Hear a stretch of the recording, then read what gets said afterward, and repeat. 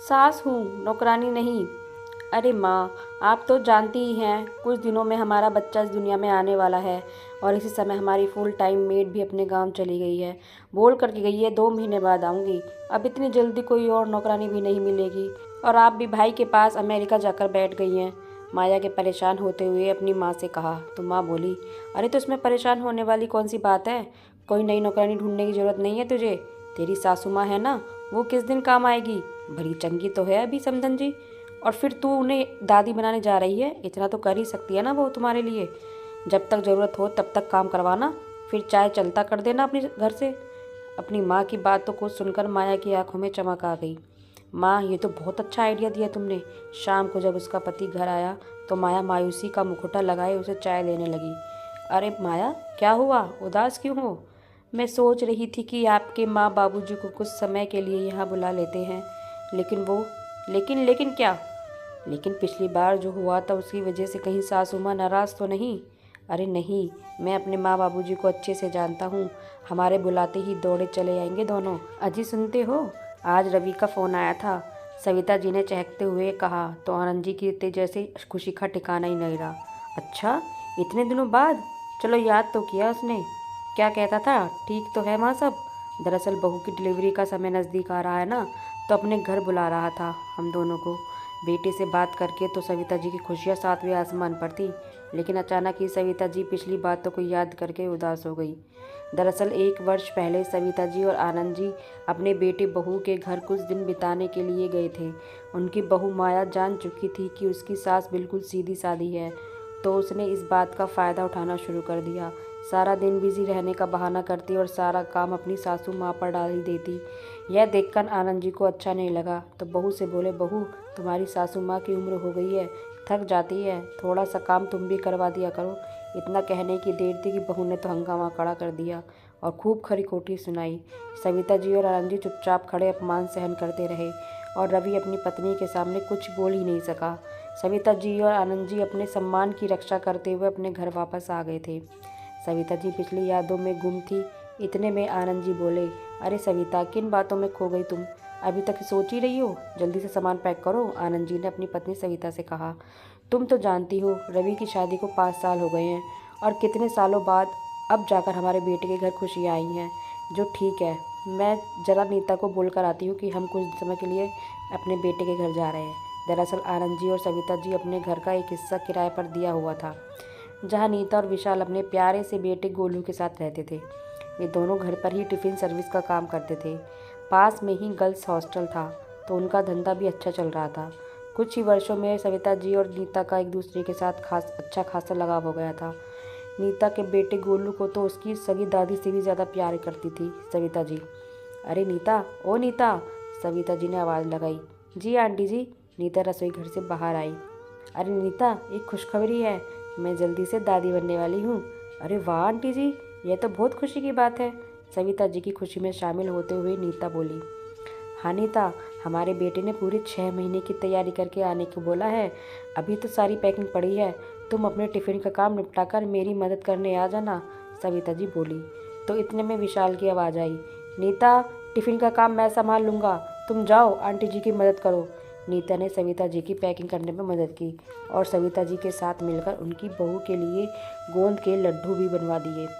जाने से पहले रास्ते के लिए एक टिफ़िन भी पैक करके दिया। दोपहर की ट्रेन से दोनों अपने बेटे के घर जाने के लिए रवाना हो गए। उधर रवि उन्हें स्टेशन से कार में बैठाकर घर ले आया। जैसे ही घर पहुंचे तो बहू से मिलकर सविता जी और आनंद जी ने सारे मनमुटाव भूलकर उसे ढेरों आशीर्वाद दिए। सविता जी ने घर पहुंचते ही घर के सारे कामों की जिम्मेदारी ले ली। सारा घर जो काम वाली बाई की अनुपस्थिति में बिखरा हुआ था, सविता जी ने आते ही बड़ी कुशलता के साथ सुव्यवस्थित कर दिया। रोजाना अपनी बहू को सुपाच्य और पौष्टिक खाना बनाकर खिलाया। बहू की बातों में तो जैसे मिश्री सी ही घुल गई थी। सारा दिन माजी माजी करके उनसे अपने सारे काम करवा लेती थी। नियत समय पर माया ने बच्ची को जन्म दिया। दादा दादी के तो जैसे पाँव ही जमीन पर नहीं पड़ रहे थे। अजी, ये बिल तो बिल्कुल मुझ पर गई है, सविता जी पोती को देखते हुए बोली। जी नहीं, मेरी पोती के नैनक्श तो बिल्कुल मेरे जैसे हैं। अरे इसने तो मुझे गीला कर दिया, आनंद जी बच्ची को सविता जी को देते हुए बोले। सभी लोग ठहाके लगाकर हंस दिए। बच्ची होने के बाद सविता जी ने बहू की खूब सेवा की। बच्ची का ख्याल रखना, रसोई घर का काम करना और बहू के लिए अलग से अलग पकाना सविता जी की उम्र हो चुकी थी, लेकिन फिर भी वह कोई तकलीफ ना हो यह सोचकर भी सारा दिन अपनी बहू को और बच्ची की सेवा में हाजिर रहती। उनके घुटनों में दर्द रहता था, जिसके बावजूद सविता जी सारा काम बड़ी कुशलता के साथ कर रही थी। आनंद जी घर के कामों में उनका हाथ बटा देते थे। देखते ही देखते 2 महीने बीत गए। बच्चे के लाड़ दुलार में सविता जी और आनंद जी का समय कैसे बीत गया पता ही नहीं चलता। धीरे धीरे बच्चों को भी अपने दादा दादी के साथ हाथों की पहचान हो गई। यह बात बहू माया को खटकने लगी। कुछ दिनों के बाद माया की काम वाली बाई भी अपने गांव से आ गई। सविता जी के मना करने पर भी उसने यह दलील देते हुए उसे काम पर बुला लिया कि माँ जी दिन भर काम करके और बच्ची को संभाल करके थक जाती हैं। एक दिन जब सविता जी बच्ची को चम्मच से दूध पिला रही थी तो बच्ची ने थोड़ी खांसी करते हुए उल्टी कर दी। बस फिर क्या था, माया का तो जैसे बहाना मिल गया अपनी सासू माँ पर कटाक्ष करने का। माया और रवि ने बच्चे की सारी जिम्मेदारी आया को दे दी, लेकिन सविता जी का मोह तो बच्ची में ही अटका हुआ था, इसलिए ममता वश कभी कभी बच्ची को उठा लेती थी। एक दिन जब दोनों बेटा बहू घर बाहर गए थे तो बच्ची को आया को देकर गई। बच्ची लगातार रोए जा रही थी। आया उसे चुप कराने की कोशिश करती, लेकिन बच्ची का रोना बंद नहीं हो रहा था। सविता जी से बच्चे का रोना देखा नहीं गया और आया के हाथ से बच्ची को ले लिया और उसकी नाभि पर हींग लगाने लगी। बच्चे चुप होकर गई और दादी का स्पर्श पाकर मुस्कुरा दी। कुछ देर में जब बेटा बहू वापस आए तो आया ने उनके कान भर दिए। मैडम, जब मेरी ज़रूरत नहीं थी तो मुझे काम पर रखा ही क्यों? आपकी सास ससुर तो बच्चों को छूने भी नहीं देते, मुझे झट से छीन लिया। अब मैं आपके घर काम नहीं करूँगी। दोनों पति पत्नी सविता जी पर ही बरस पड़े और माया को बनाने लगे। सविता जी और आनंद जी अपमान का घूं पीकर रह गए। करते भी तो क्या, बच्चे के मुंह में बेटा बहू का घर भी तो छोड़कर नहीं जाना चाहते थे। सविता जी कमरे में जाकर आंसू बहाने लगी। बहू तो पराए घर से आई थी, लेकिन बेटा तो अपना ही था। अब तो शर्म आती है मुझे उसे अपना बेटा कहते हुए। अब तो यह हाल हो गया था कि सारा दिन बैठकर बच्ची को आया संभालने लगी और बहू अपनी माँ के साथ फ़ोन पर बतियाती रहती और सविता जी पर रसोई घर के सारे काम की जिम्मेदारी पड़ गई। यहाँ तक कि आया का खाना भी सविता जी को बनाना पड़ता था और आनंद जी अपनी पत्नी की यह हालत देखकर मन ही मन कुढ़ते रहते। एक दिन माया ने अब सासू माँ से कहा, मम्मी जी मेरी कुछ सहेलियाँ घर पर आ रही हैं तो उनके लिए कुछ स्नैक्स वगैरह का इंतजाम कर देना और चाय काफ़ी भी बना देना।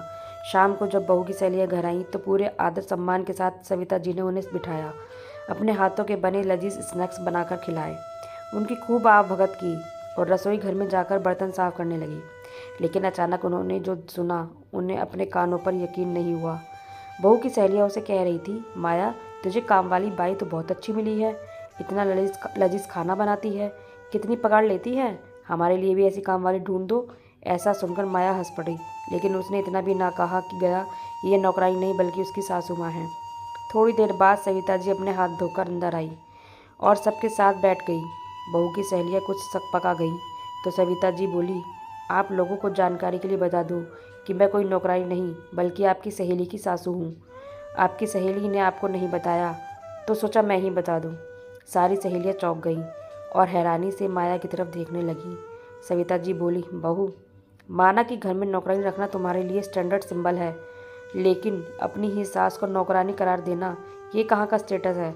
बहू की भौहें तन गई। उस समय तो वह चुप रही, लेकिन अपनी सहेलियों को जानने के बाद उसने हंगामा खड़ा कर दिया। माँ पिताजी के लिए हैरानी की बात तो ये थी कि उनका अपना बेटा भी उनका पक्ष नहीं समझ पाया। माँ इतनी छोटी सी बात पर पतंगड़ बनाने की क्या ज़रूरत थी आपको? रवि बोला तो आनंद जी, जो आज तक अपने बच्चों के बस अपना मुंह बंद किए बैठे थे, अपना धीरज खो बैठे। छोटी सी बात तुम्हारी माँ को यह नौकरानी की संख्या दे गई और तुम्हें यह छोटी सी बात लगती है? माफ़ करना बेटा, आज तक हम सब कुछ चुपचाप सहन कर रहे थे, पर अब पानी सर से ऊपर जा चुका है। अब यदि हम दोनों इस घर में एक पल के लिए भी रुके तो ये मेरी पत्नी का अपमान होगा। कहते हुए आनंद जी अपनी पत्नी के साथ सामान पैक करने लग गए, यह सोचकर कि कहीं बच्ची का मोह उन्हें रोक न ले। उसे दूर से ही देखकर निकल गए। जिस बहू की उन्होंने इतने महीने सेवा की थी, उसी बहू ने बेइज्जती का इनाम देकर अपने घर से उन्हें रवाना कर दिया और उनके अपने बेटे ने उन्हें रोका तक नहीं। आनंद जी और सविता जी पहली ट्रेन पकड़कर घर वापस लौट आए। रहकर एक ही प्रश्न दोनों के परेशान कर रहा था कि उम्र के इस पड़ाव में जब बच्चों की सबसे ज़्यादा आवश्यकता होती है, वे कैसे गुजारा करेंगे। महीने के किराए के अतिरिक्त और कोई कमाई का साधन भी तो नहीं था उन दोनों के पास, और सारी जमा पूंजी उन्होंने अपने बेटे की पढ़ाई पर और उसे सेटल करने में खर्च कर दी थी। आनंद जी को दिल ही दिल में यह बातें कटोच रही थी। घर पहुंचते ही जैसे ही घंटी बजाई, नीता और विशाल के बाहर आने से पहले ही गोलू बाहर आ गया। अरे दादा दादी आ गए, आप कहाँ गए थे हमें छोड़कर? नीता ने दरवाज़ा खोला तो उन दोनों ने गोलू को अपने आलिंगन में ले लिया। उधर नीता के चेहरे पर उन्हें देखकर खुशी और हैरानी के मिश्रित भाव थे। वह समझ नहीं पा रही थी कि अंकल आंटी तो 6 महीने का कह कर गए थे, फिर इतनी जल्दी वापस कैसे आ गए, वह भी सारा सामान लेकर। लेकिन जल्द ही उनके चेहरे के भाव देखकर वे दोनों सारा मामला समझ गईं। अंकल आंटी हाथ मुंह धोकर फ्रेश हो जाइए, मैं आपके लिए चाय नाश्ता बनाकर ले आती हूँ। तो सभी की आंखें नम हो गई। जैसे ही अपने कमरे का दरवाज़ा खोला तो सविता जी को अपना आशियाना पाकर संतोष हुआ, लेकिन आनंद जी के दिमाग में रह रहकर वही बातें गूंज रही थी। जैसे ही अपने कमरे में कदम रखने लगे, उन्हें अचानक दिल में दर्द शुरू हुआ। इससे पहले सविता जी उन्हें संभालती वे निढाल कर चुके थे। सविता जी की आवाज़ सुनकर नीता और विशाल आ गए, लेकिन तब तक आनंद जी निष्प्राण हो चुके थे। सविता जी पर तो जैसे दुखों का पहाड़ टूट पड़ा। नीता और विशाल ने उन्हें जैसे तैसे संभाला। बहू बेटे को खबर दी तो दोनों अंतिम संस्कार की लोकाचारी निभाकर चले गए। अपनी माँ का हालचाल जाने तक की जहमत नहीं उठाई गई दोनों से, लेकिन किराएदारों ने उन्हें हर कदम पर सहारा दिया। धीरे धीरे समय बीतने लगा और सविता जी की हालत भी अब कुछ सामान्य होने लगी। एक दिन नीता और विशाल का बेटा गोलू कुछ बीमार पड़ गया तो उसे दिन भर हॉस्पिटल में एडमिट रखना पड़ा। सविता जी को तो वैसे भी खाना बनाने का शौक था, तो नीता की अनुपस्थिति में सविता जी ने टिफ़िन का सारा काम संभाल लिया। सब ग्राहकों को उनका खाना बहुत पसंद आया और हॉस्टल की लड़कियां तो उनके खाने की दीवानी ही हो गई। उस समय सविता जी को अचानक पता चला कि उनके किराएदार विशाल और नीता ने अपना मकान खरीद लिया है और वहीं पर वो दोनों अपना रेस्टोरेंट खोलने वाले हैं। दरअसल उन्होंने यह मकान 2 महीने पहले ही खरीदा था, लेकिन अंकल के जाने के बाद वो आंटी को अकेला नहीं छोड़ना चाहते थे, इसलिए आंटी को संभालने के लिए उन्होंने अपना गृह प्रवेश कुछ समय के लिए टाल दिया। यह बात सुनकर सविता जी भाव-विभोर हो गई। फिर अपने आप को संभालते हुए नीता के पास गई और उसे बधाई देते हुए गले से लगा लिया। बेटा, मेरा इतना भी ख्याल मत रखो कि मैं तुम लोगों को जाना ही ना दूँ। सविता जी ने नीता को आश्वासन दिया कि वह बिल्कुल ठीक है और सारी तैयारियां करवाकर उन्हें भारी मन से विदा कर दिया। लेकिन अब सविता जी बिल्कुल अकेली ही हो गई थी और साथ ही किराए से होने वाले आय भी अब बंद हो गई। इस उम्र में अपना गुजारा कैसे करूंगी? जिस बेटे पर सारी जमा पूंजी खर्च कर दी, उसी ने मुझे बुढ़ापे में कहते हुए उनके गालों पर आंसू ढलक गए। आगे की ज़िंदगी कैसे कटेगी सोचकर ही उनका दिल बैठा जा रहा था। इतने में बेल बजी। देखा तो हॉस्टल की कुछ लड़कियां बाहर खड़ी थी। सविता जी के पास आकर टिफ़िन सर्विस के लिए आग्रह करने लगी। आंटी, आपके हाथ का खाना बहुत लाजवाब होता है, प्लीज़ आप टिफ़िन सर्विस शुरू कीजिए ना। यह सुनकर सविता जी कुछ सोच में पड़ गई। अंदर आकर अपने पति की तस्वीर के सामने खड़ी होकर बोली, जी ये कैसे संभव है? इस उम्र में नया काम कैसे शुरू करूं? लेकिन इसमें हर्ज ही क्या है? अचानक सोचते सोचते उनकी आंखों में चमक आ गई। मन ही मन उन्होंने अपने जीवन को नई दिशा देने का निर्णय ले लिया। नीता और विशाल का घर कुछ ही दूरी पर था। नीता को फ़ोन करके उन्होंने अपने घर मिलने के लिए बुलाया और टिफ़िन सर्विस शुरू करने की मैं उसकी मदद मांगी। 2 ही दिन में नीता की मदद से सविता जी ने अपना काम शुरू कर लिया और अपनी मदद करने के लिए 2 लड़कियां भी रख ली, जो सारा दिन भागदौड़ का काम संभालती थी। कुछ ही दिनों में उन्होंने अच्छी कमाई होने लगी। कुछ हॉस्टल की लड़कियों को सविता जी से इतना लगाव हो गया कि उनके घर पर किराए पर रहने लगी। अब सविता जी का अकेलापन बिल्कुल दूर हो गया। एक दिन कुछ लड़कियों ने सविता जी के खाने की तारीफ करते हुए उनकी वीडियो बनाकर सोशल मीडिया पर डाल दी। देखते ही देखते वीडियो तो जैसे आग की तरह फैल गई और सविता जी के बनाए खाने के चर्चा दूर दूर तक होने लगी। अब तो उनका काम और भी बढ़ गया। उधर उनकी बहू ने जब वीडियो देखी तो उसकी हालत ऐसी हो गई जैसे काटो तो खून ना। तुरंत रवि को दिखाते हुए बोली, देखो तुम्हारी माँ के खाने की चर्चा पूरे देश में हो रही है, कितना कमाती होंगी। बाप रे बाप, तुम्हारी नौकरी से तो हमारे घर का गुजारा ही बड़ा मुश्किल से चलता है। अपनी माँ से ही कुछ मदद मांग लो, उनका काम इतना अच्छा चल रहा है तो क्यों ना हम उन्हीं के पास जाकर रहें। और वैसे भी तुम्हारे पिताजी अब नहीं रहे तो माँ को भी अकेलापन लगता होगा ना। यह सब देखकर रवि की हैरानी का तो ठिकाना ना रहा। पत्नी का कहना मानकर रवि ने अपनी माँ के पास जाने की योजना बनाई। अगले ही दिन दोनों अपनी बेटी के साथ सविता जी के घर पहुंच गए। वहां का दृश्य देखकर बहू की आंखें फटी की फटी रह गई। वहां तो जैसे मेला सा लगा हुआ था। सारी तरफ चहल पहल थी। मीडिया वाले माँ जी का इंटरव्यू ले रहे थे। यह देखकर दोनों पति पत्नी थोड़ी देर के लिए अलग से खड़े हो गए। अपने आप को आज वह अपने ही घर में अपेक्षित सा महसूस कर रहे थे। सविता जी ने उन्हें बहुत पहले ही देख लिया था, लेकिन फिर भी उन्हें नज़रअंदाज करके अपने काम में लगी रही। भीड़ थोड़ी कम होने पर बहू बेटा दोनों सविता जी के पास जाकर उनके चरणों में गिर गए। सविता जी ने चेहरे पर कोई भावना दिखाते हुए उन्हें आशीर्वाद दिया। अपनी पोती को इतने दिनों बाद देखकर प्यार किया और फिर अपने काम में लग गई। इतने में रवि ने पीछे से आवाज़ लगाई, माँ हमें माफ़ कर दो, हमसे बहुत बड़ी भूल हो गई। आज से हम आपके पास ही रहना चाहते हैं। सविता जी ने उन्हें तिरछी निगाहों से देखते हुए कहा, अच्छा, लेकिन मैं तुम्हारे साथ नहीं रहना चाहती। इस बुढ़ापे में मैं इज्जत के साथ रहना चाहती हूँ, किसी के घर की काम वाली बाई बनकर नहीं। अब यह सब लोग ही मेरा परिवार है। लेकिन माँ, इस घर पर हमारा भी कुछ हक है, बहू माया ने कहा। हक तो तुम लोगों का उसी दिन खत्म हो गया था जिस दिन मैं तुम्हारे बाबूजी तुम्हारे घर से बेइज्जत होकर निकले थे। दूर से आए हो, भूख लगी होगी, कुछ खाकर जाना, रास्ते के लिए तुम्हारे लिए टिफ़िन पैक करवा देती हूँ। कहते हुए सविता जी अपने काम में व्यस्त हो गई। आज उनके चेहरे पर संतुष्टि के भाव और गर्व भरी मुस्कान थी।